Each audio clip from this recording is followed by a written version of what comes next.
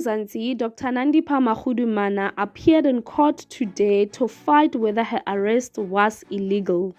Please do not forget to like, subscribe to my channel, hit the notification bell for the latest Mugozi.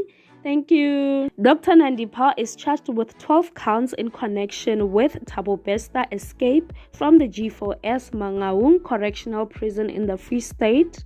Dr. Nandipha Magudumana was scheduled to appear in the Bloemfontein court this morning on the 1st of June 2023 to declare that her arrest was illegal.